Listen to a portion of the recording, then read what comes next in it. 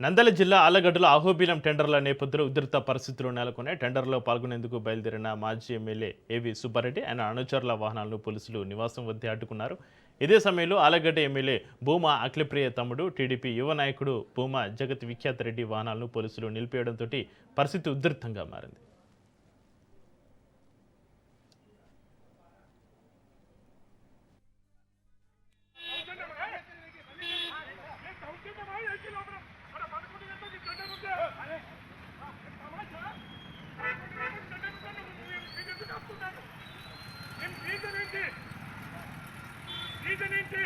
ఎందుకు ఆపుకుంటారు రమ్మను